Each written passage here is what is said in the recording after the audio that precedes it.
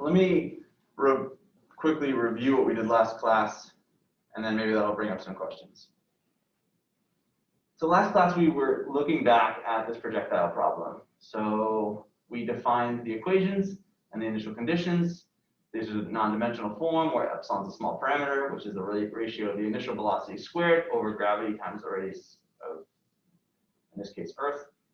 We checked to see if we could solve it analytically, and we can't. Mathematica just doesn't give us a solution. And so what do? Well, we can solve it numerically, and when we solve it numerically, we're looking for, we have to give it a specific value of epsilon, and we have to specify bounds on time, which is our independent variable, when we solve it. And so that's what we did here. So we solved this equation. I saved the solution as S, and then I asked the question, and this is not something you have to do. This was just to give us a kind of illustrative example of some of the physics of the problem. And the question I asked was, how long is the projectile up in the air? So you throw it up, how long does it stay up in the air? Well, the amount of time it stays up in the air depends on, obviously, how fast you throw it. It depends on epsilon. And so we found that by using what's called find root. So this is a way of saying, when does our solution, which is this thing, intersect with the x-axis? There's a little bit of confusion. So you can use find root to say you have a curve that's like a parabola and a curve that's like a straight line. You can give find root those two equations, and it'll tell you when they intersect. If they intersect more than once, it'll give you more than one root. If you just give it one equation, it assumes you want to know when that equation intersects with x is equal with 0. And so we just gave it 1, so it's saying, okay, well, there's a parabola. When does it cross 0? That's the root. And so we found that here, and we use that to plot our solution. I'm going to run all this stuff. We use that to plot our solution, and we see the ball goes up, hits some maximum height, around 0.6, falls back down, takes about 2.5 seconds to fall. All's well and good. We then made things a little bit, this is part of kind of making this thing a little bit more complex and fancier, is I showed that you can actually solve this parametrically for a whole range of epsilons. So again, this is the type of stuff that I would say is like, don't look into this unless you're really interested in Mathematica. It's just a little bit more complex. Doesn't matter for now. But we use this to kind of probe the physics of the problem, to say, okay, how long does the projectile stay up in the air as I start to increase epsilon? Which, if you fix gravity and you fix the radius of Earth, is basically saying, if I throw it faster and faster up into the air, how long does it stay up? And the purpose of this was to illustrate the nonlinearity of this problem. And I think this graph kind of illustrates that nonlinearity pretty well. So what this graph is showing is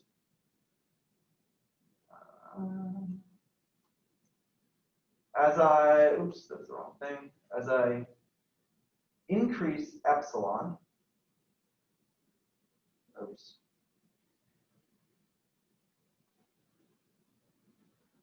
as I increase epsilon, so from 0 to say like around 2, how long does the ball stay in the air? And what you see is that the ball stays up in the air for kind of slowly increasing.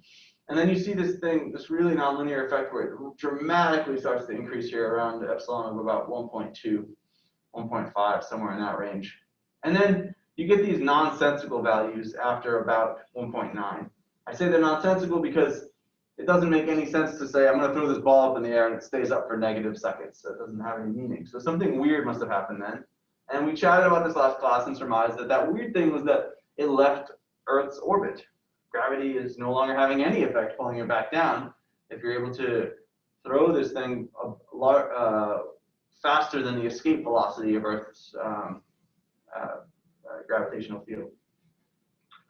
So this was mainly just to illustrate kind of why this problem is hard, why we can't get an analytical solution for this, because you see how kind of messy something as simple as how long does the ball stay up in the air for.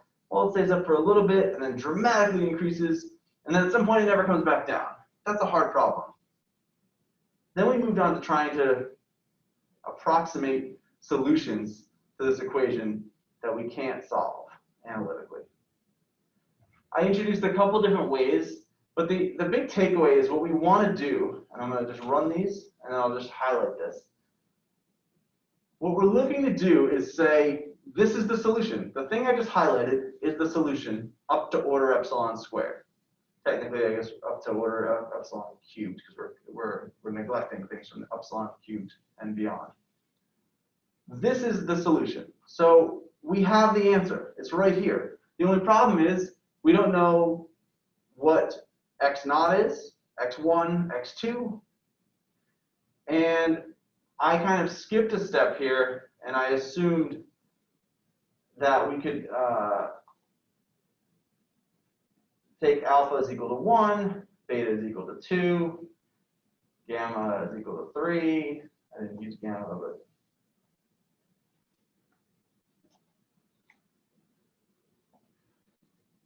this seems like cheating. We did it by pen and paper to prove that alpha is equal to 1 and beta is equal to 2. I find that in practice, I will often start by this assumption, especially for a regular perturbation problem, and then if it doesn't work, I go back and try to figure out maybe this assumption was bad. You can do it however you prefer, but here the point is we know the answer now. Just by kind of assuming this form of the solution, we know the answer. We just need to find the coefficients. So that was what the remainder of what we were doing was how do we find the coefficients? So we find the coefficients. Let's see here. Yeah, okay. So we redefined our problem a little bit, and this notation I think confuses students. So I want to just repeat what this means. It says I've got a function. This is like arbitrary function. I'm just calling equation A, so EQA, where A is for approximate. And read this notation to yourself as my function EQA is a function of x, which is a function of t. So you give it square brackets for x, and then you give it square brackets for t, because x is a function of t. And this underscore here is your way of telling Mathematica to look for x on the other side of the equation, because x is going to be an input later. And this is saying look for t, because t is going to be an input later. This notation is a little bit weird. It says colon equal sign. It basically means store this, but don't run it yet. And if it runs it, it might have trouble. There's going to be some examples in which running something like this, here's a good example. How does Mathematica run a summation up to nn?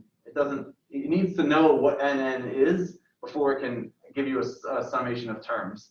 So this notation basically says, yeah, just store this, but don't run it.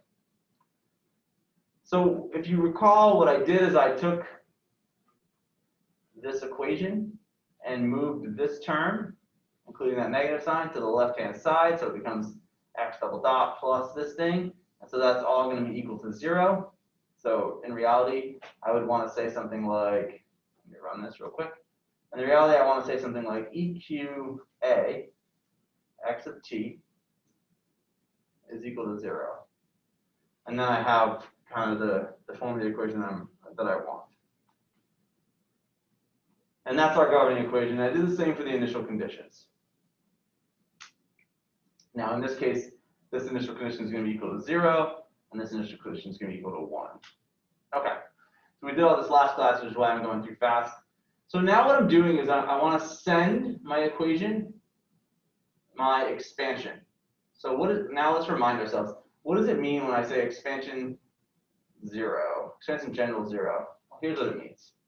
It means take this thing here and only take the first order term. It starts by counting with 0. I don't know why. If you want to take it to the second order, you gotta put a 1 there. It gives you that. Continuing on. So this function is basically telling you how far am I approximating this. The solution at order 1, which is what we're starting with, is we just need this first term. This is mathematically equivalent to taking epsilon to 0, which you can kind of see here, right? If I take epsilon to 0, all these terms go away, and I'm just left with this first term here. So I take epsilon equal to 0, and that gives me x naught of t. And so I'm basically just saying, in this equation, replace x of t with x naught of t. So I forgot if I ran these. Yeah, I did. Okay, so here we go. So I have x naught of t, x naught double prime of t, and then my initial conditions are no longer x. They're x naught. So then what I need to do is this equation here. So in particular, what I've highlighted here in blue still has terms with epsilon higher than order epsilon to the 1, right? It has, there's an order 1 term, an order epsilon term, and an order epsilon squared term here. So what I'm doing is I'm saying, I'm going to break this thing apart here for you. So we already know what this thing does, right? We already know that this is going to give us this equation here. But now what I'd like to do is to truncate this so that I don't have any epsilon terms, because we're trying to solve this at order when epsilon is equal to 0. So what you do is you say, give me a series expansion. This is a Taylor series expansion of my equation, my approximate equation, where I've inserted my my solution, and I'm going to expand this in terms of the variable epsilon, starting at 0 to 0th order. And let's see what this looks like. Pretty good. It's saying this equation here, if I take epsilon to 0, actually just looks like this, which makes sense. It should be x naught double prime plus 1, because this term went away. But it's also telling me that just so you know, there are terms at order epsilon 1 here that I'm not writing down. That's what this notation is saying. Just so you know, there are higher order terms. And so that's good to know, but we would like to get rid of that. So we use the command normal, and that makes it into a normal looking equation in which you're not having like kind of dangling order terms there. And so that's all I wrote down here, and I just took that and I set it equal to 0. So this stuff here is just exactly what this thing says. So I'm going to delete it. And I did the same thing. Well, there's no epsilon in the initial conditions, so you don't have to do that expansion term there, because just inserting it is good enough. If you recall, and I'm going to quickly switch sharing my screens. Hopefully this doesn't make you dizzy.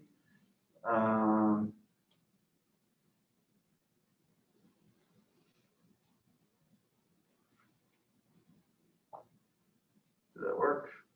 Didn't seem to work. What? Oh, I didn't confirm. Sorry. Okay. If you recall in our notes, this is where we're at. The only difference is that I moved this -1 to the other side of the equation. But this is how we got here. And now we're just asking Mathematica to solve this for us. We did it by hand. It's a pretty trivial differential equation to solve by hand. You just integrate twice, simply insert your initial conditions.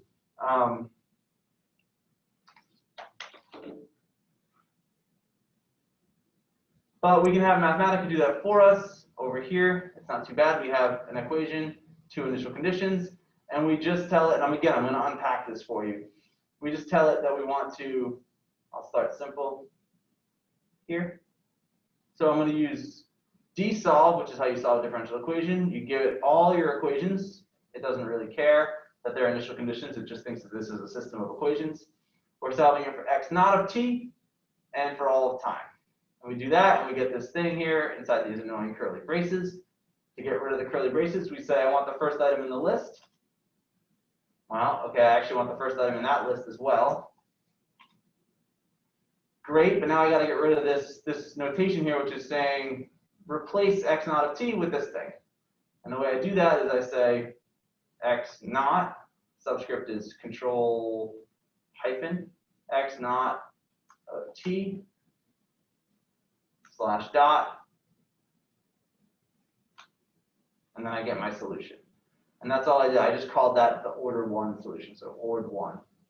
So I'm going to delete that. So now I can, my order 1 solution looks like this. This is exactly what we wrote down in our notes in class yesterday, and now I can plot it to see how it does. So I plot this along, and I show it alongside the numerical plot, and I see that it does pretty well for a short time. So up until about time is equal to a half, I see that my trajectories are nearly identical.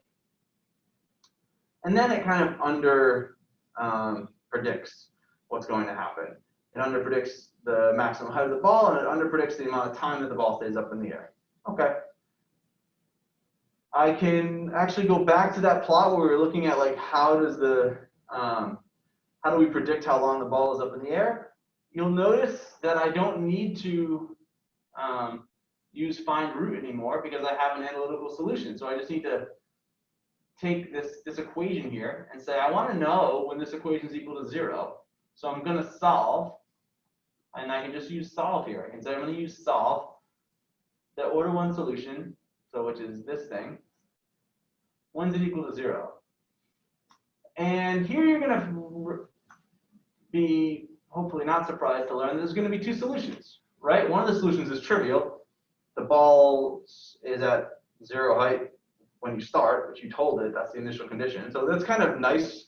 In this case, it's a little trivial, but in more complex problems, this is like a nice sanity check to make sure that what you solve matches your initial conditions. Kind of a crucial step in there to be like, okay, yeah, it is starting where I think it's starting. So I don't actually want the first item of this list. I want the second one because that's the interesting one. So I'm going to call the second one, which is that, and then I want to get rid of those braces. So I do it. So I call the first item in that list, and then I do my replace there. So I get 2. So my maximum time taken out to order 1 is just equal to what I just typed in there. And I can plot that. You'll see it's a constant. It doesn't depend on epsilon. And so I get a horizontal line. And so now going back to our plot here, Tmax is a function of epsilon, I see that my prediction for the maximum time works pretty well until epsilon gets to maybe about 0.5. Depending, and it underestimates it from there on out. So it's kind of always underestimating the time unless it's exactly epsilon is equal to 0. And that underestimation does pretty well depending on your tolerance for error up to about epsilon of 0.5. You can see that our trajectory works pretty well up to epsilon of 0.5, I'm sorry, up to about a time of 0.5.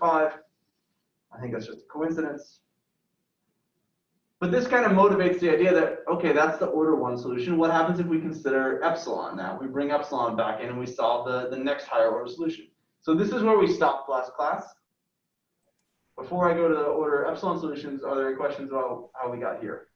I have a quick question. Just something that's just sort of offhand in this notebook is the quiet function or the quiet command that silences warnings. I guess could you tell us more about that? Like, what is that, and why would you want to include it? Where did that go? Is that up here? Yeah, command // quiet. So again, that's a great question. And my advice to you with Mathematica is to always kind of like remove stuff and see what happens. So especially in notebooks that I made for you. So it's kind of yelling at us saying like, we're kind of, you're asking me to numerically find a root at this intersection point, and there's kind of some question of numerical accuracy as to where that point exactly is. So it's saying what I did was I have 2 points sort of near 0, and I'm interpolating between the 2. And the quiet function is saying like, yeah, let's just ignore that warning, and I'm kind of accepting that extrapolation that you're using to help find these values. It's kind of a way of saying shush, I guess, to some of these warnings that are Mathematica is trying to say this is not exactly the answer, but it's pretty good with some numerical accuracy. And I'm basically hiding that so that you don't have to worry about it. Thank you.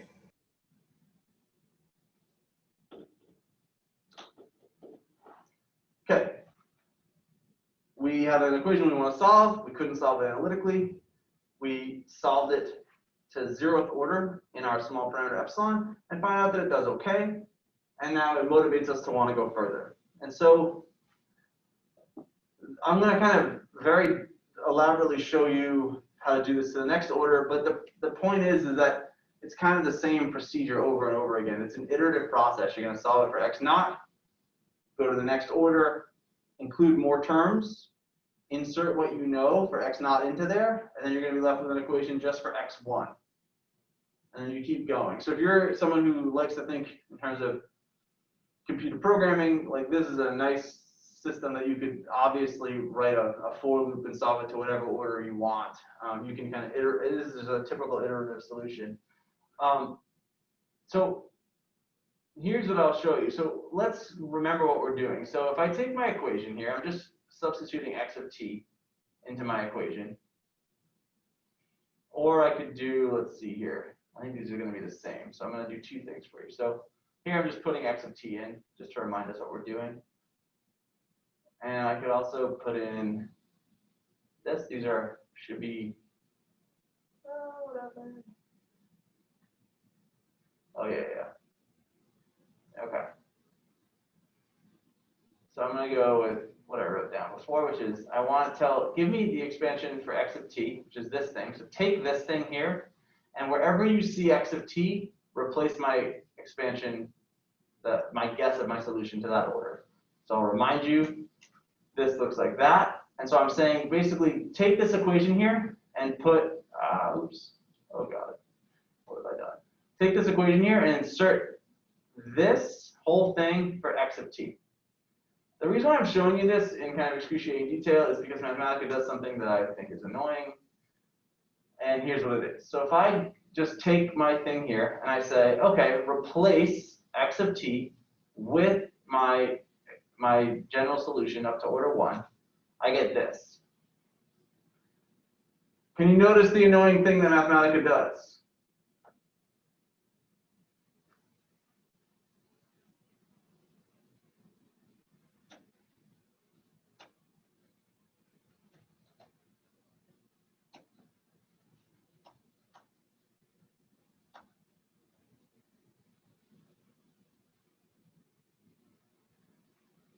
There's a double epsilon. No, the double epsilon's okay because there's an epsilon here and there's an epsilon in our expanded solution. So there should be a double epsilon. That's fine. Well, not that it should be there, but that yes, is going to do that.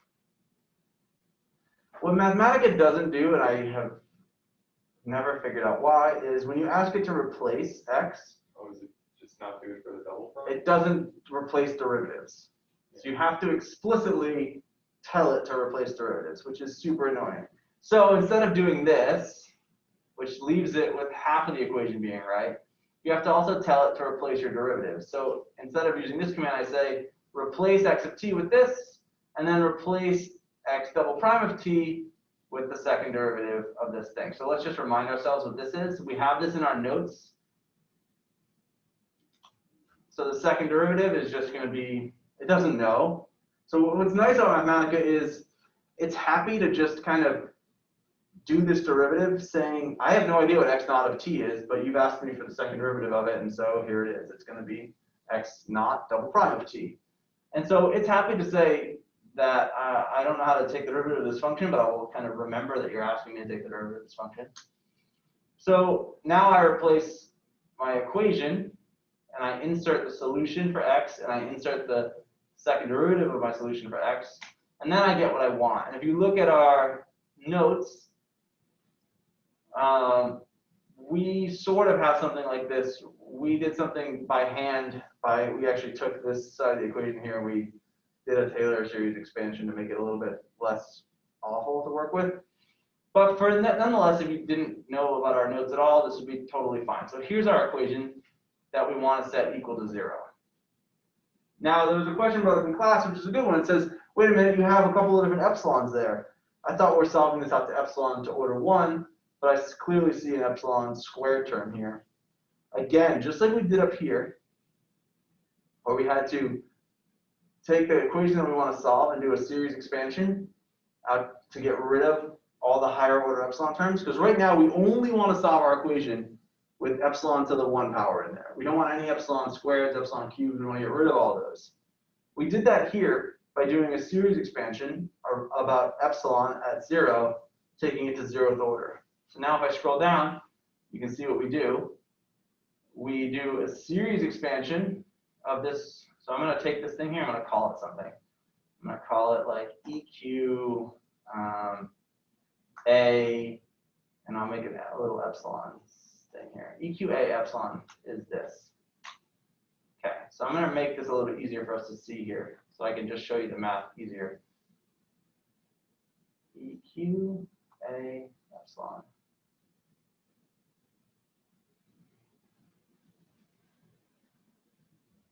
Okay, so now this should be easier to see. So this is saying take a series expansion of this awful thing, take the expansion about epsilon around the point of 0 out to first order now. Last time we did it to 0th order, now we're doing it to first order. And so we should only be left with an equation that has epsilon to the 1 in it. And hopefully we have that. Looks like we do. Great. So what we can do is we know epsilon, x naught. We know, and then therefore we should be able to know x naught double prime. So we can go in here and say, I would like to also have you replace x naught with, what did we solve? What did we say x naught was equal to? I forget the variable name. Ord 1. Ord 1, yeah, capital Ord 1. So Ord 1.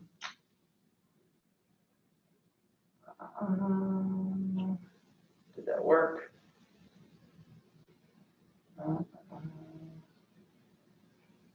It sort of worked. It didn't take the derivative, so we can make it do that for us here. So we can do d of Ord 1 t and of t. Oh, what am I doing? Doing x naught double prime of t is that, and that looks better, I think. Hopefully.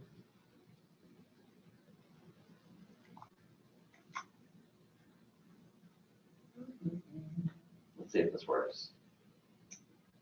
Oh, don't look at that. Okay, what did I do wrong? I shouldn't have deleted this whole thing, should I have?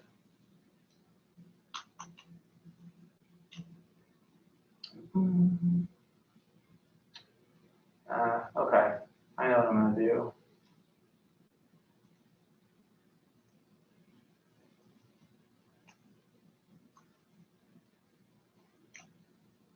Why are you doing that?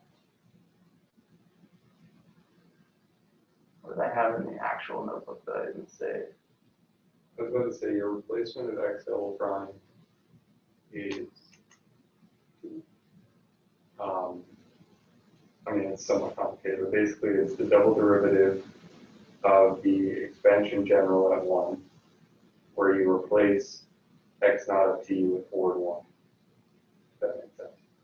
Oh, so you're saying like here I did it? X naught of t with Ord 1? It looks like you replace x naught of t inside of the, like right next to the general. Ah, okay. Does Cool. that make sense? Yeah, that makes sense. Like, yeah, like this. I'm gonna quickly recover what I just did here.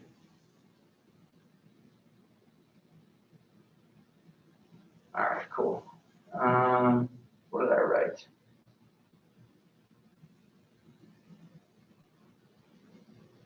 Oh, yeah, okay. I did it inside the, yeah, I see what you're saying. I did it inside the derivative. Okay, so, sorry, I shouldn't have deleted that.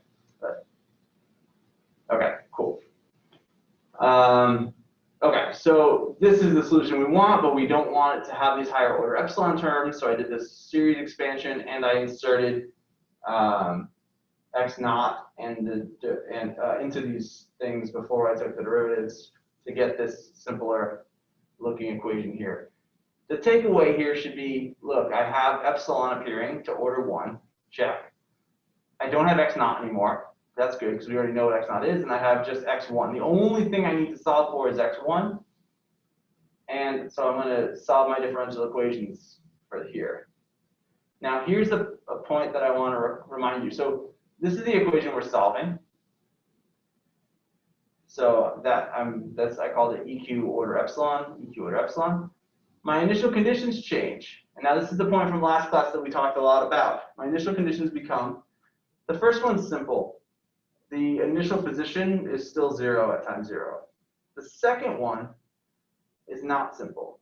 The second one is the initial velocity at time 0 is equal to 0. If you recall from our notes, apologies for making me dizzy once again.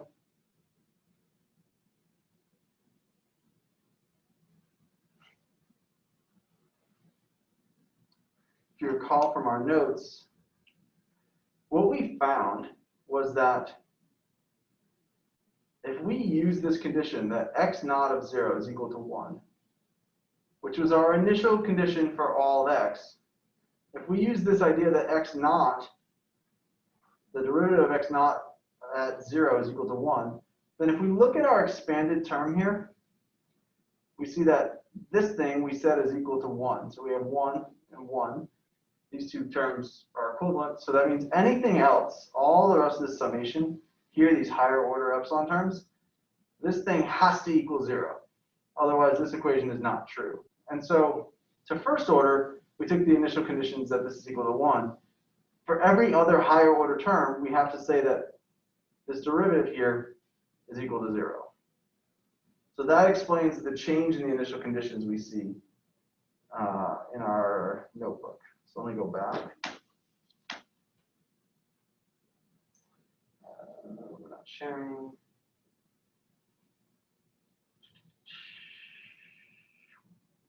So I just solve this equation to this order, and we get the same thing that we found in our notes.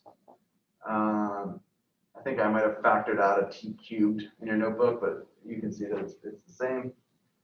And then I guess the important point I want to make is remember what we're actually trying to do. I'm going to keep reiterating this because I don't want it to get lost. To order epsilon, this is the solution. And all we need to do is replace our unknowns. In this case, there are only two unknowns, x naught and x1, with what we found.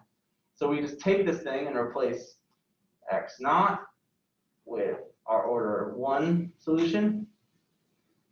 Oops, sorry, that's what I was doing wrong before. Okay, and then we need to replace x1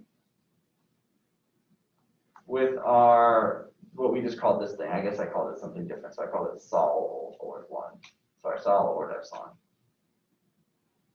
And then now that's our order epsilon solution. So we say what I just wrote there as our order epsilon solution, and then we can plot it and see how it does.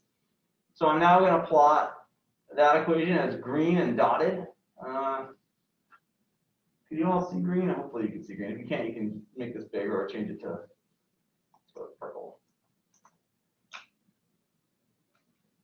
There we go. Okay. I'm going to make this huge so we can all see.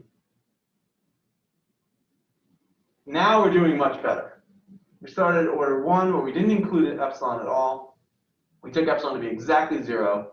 In fact, for this particular problem, we're interested in epsilon of about 0.3, just for fun. And so clearly, when we take epsilon to be equal to 0, it does a really poor job.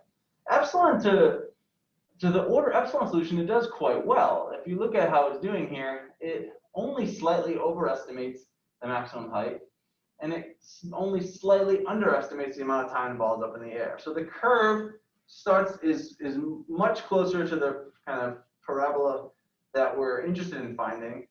And at different points along the way, it overestimates and underestimates things.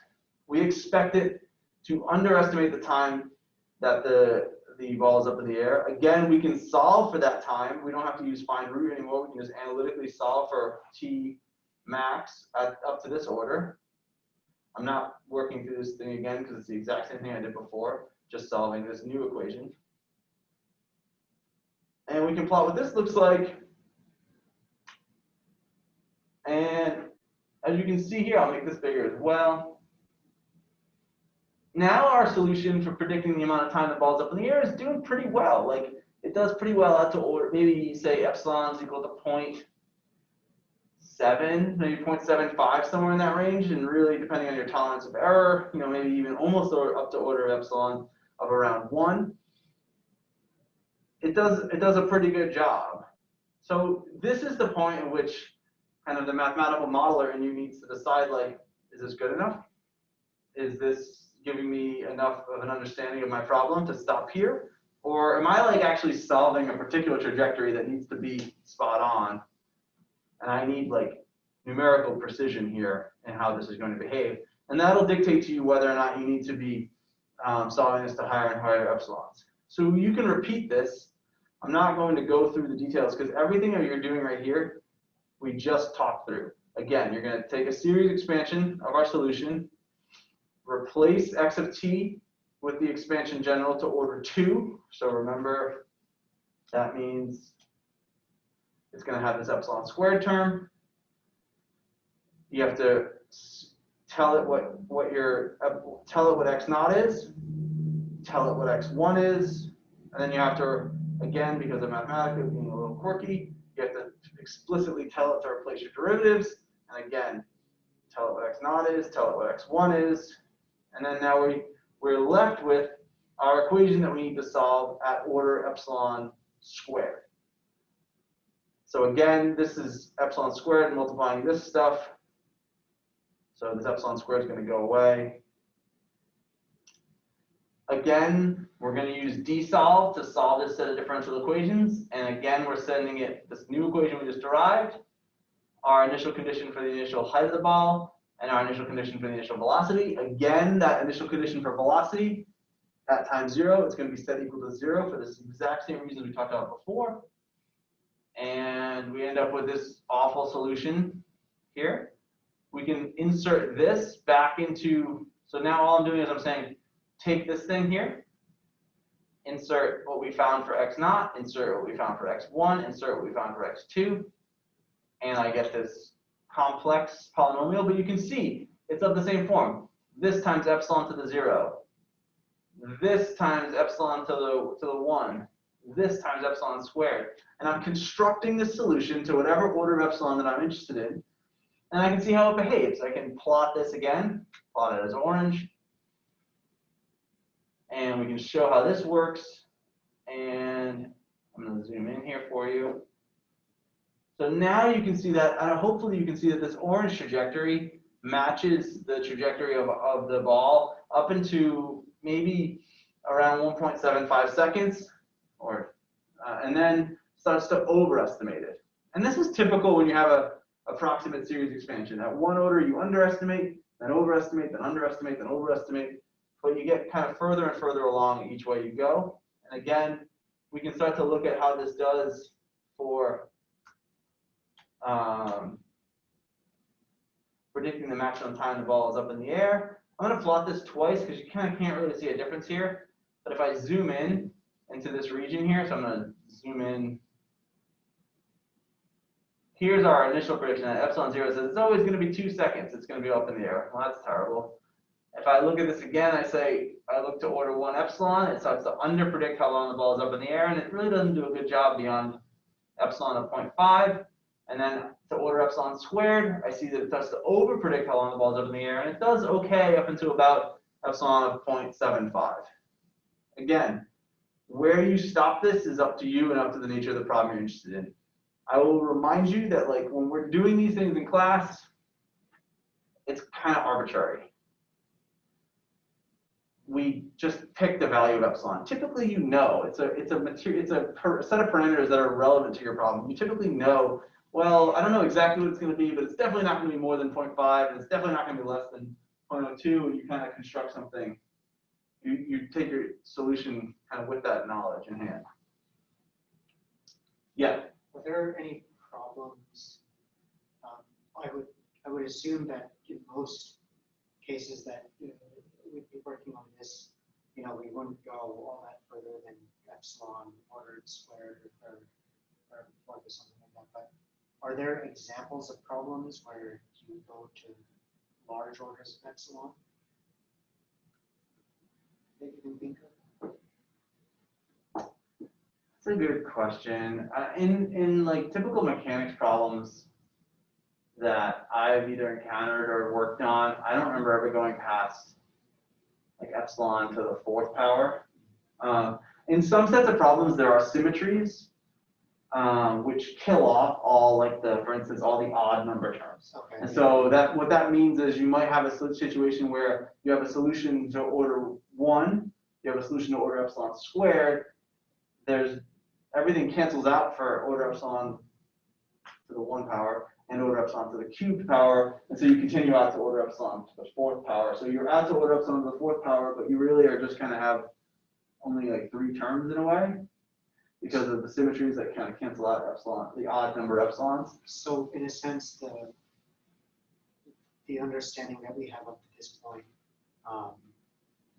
largely the only need for higher order terms aside from really precise accuracy would be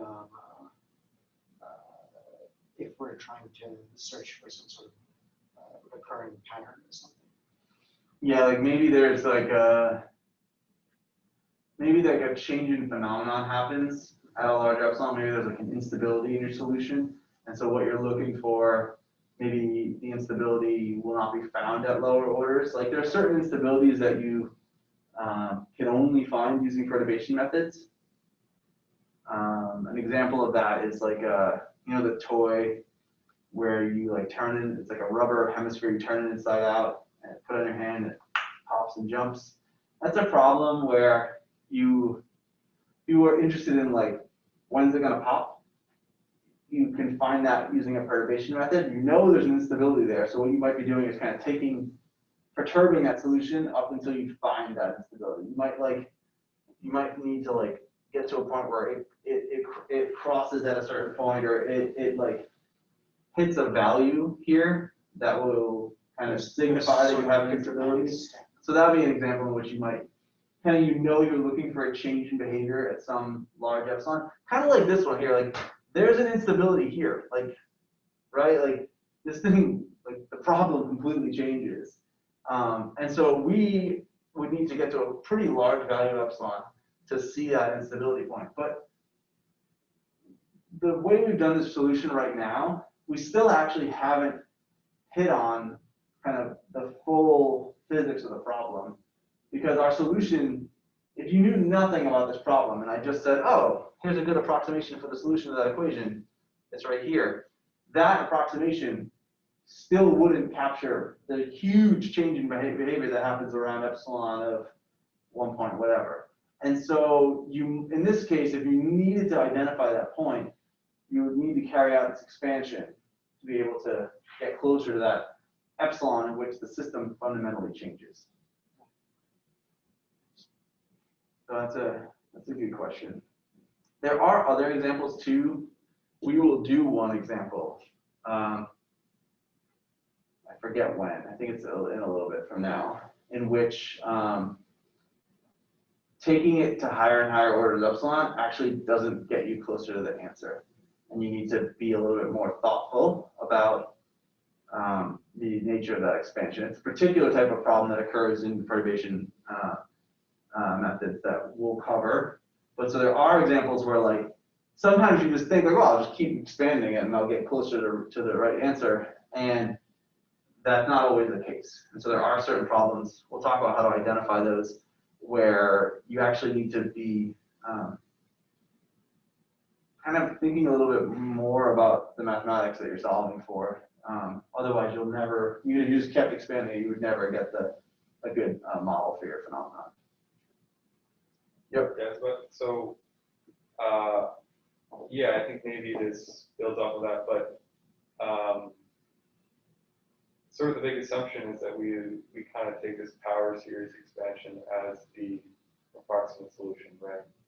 And so I assume we'll discuss like when to use a power series versus other sorts of expansions, or sort of like, okay. Well, I guess that is the generic series expansion is really robust for the types of problems you encounter in various levels of mechanics. What's not robust, and we'll see this probably on Thursday, what's not robust is the assumption of integer powers of epsilon. Okay. So it's usually reasonable to say, I'm going to expand in higher orders than epsilon, but we're adding like epsilon to the 1, epsilon to the 2. There are many examples in which it's kind of epsilon to the 1/3, epsilon to the 2/3, epsilon to the 1, epsilon to the 5/2 is maybe the starting point. So it's not that the idea of a series expansion doesn't work, it's the idea of like a integer kind of polynomial power series, like the epsilon to the n, where n is an integer, that will break down. So, yeah. Great. Other questions?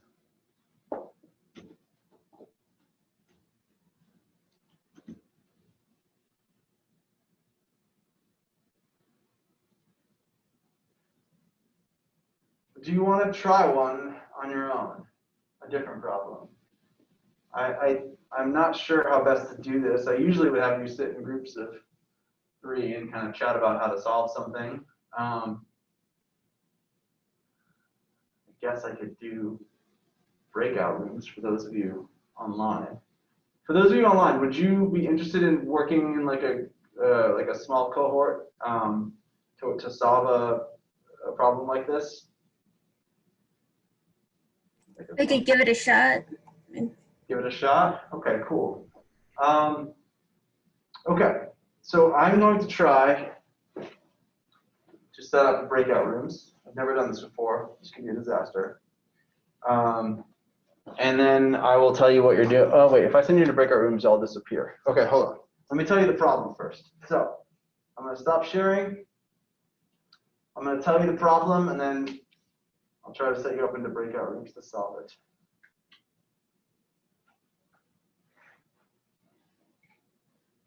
For those of you who are remote, while I apologize that you have to work in these breakout rooms, you should take solace in the fact that you're not being consumed by dozens of fruit flies that are in our classroom right now. Yeah, I don't know where they come from. They're here. I don't know. We had someone come and I don't know either. Yeah, so just, there's some pluses to Were they here on this. Thursday too? So anxious that I'm bringing them here. No. The other class complained about them too. Okay. They actually, they sent some custodians. It didn't work. Okay, so we're going to look at a problem in thermokinetics. So movement of temperature. And we're going to look at a thermokinetic model for concentration, which is U. This is already non-dimensionalized.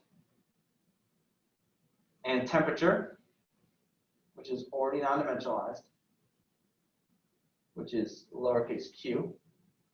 And our thermokinetic model that we want to solve looks like this. It's got a system of equations in which u dot is equal to 1 minus u times e to the epsilon times q minus 1. And then the second equation is that q dot is equal to u times e to the epsilon times q minus 1, and then all of that minus q. We have 2 first order ODEs. We're going to need an initial condition for both. The initial condition is that this is all time derivative. So u at time 0 is equal to 0, and q at time 0 is equal to 0. I will tell you a couple of things. One, you're going to want to Taylor expand those exponential functions. Mathematica will help you do that. And 2, you should hopefully know that you're looking for 2 solutions. One is that u should be equal to u naught of t. That's not a t, it looks like an epsilon. It's a little bit of a t. U naught of t plus epsilon u1 of t that. And so on. Oops. Q is the same. Q is going to be Q naught of T. So this is the solution. I'm going to tell you also that we can assume that alpha and beta are integer polynomials 1 and 2, 3, and so on. So you don't have to worry about the alphas and betas. Your goal is to find U naught, Q naught, U1, Q1, and I want you to stop this at order epsilon. So don't go to order epsilon squared.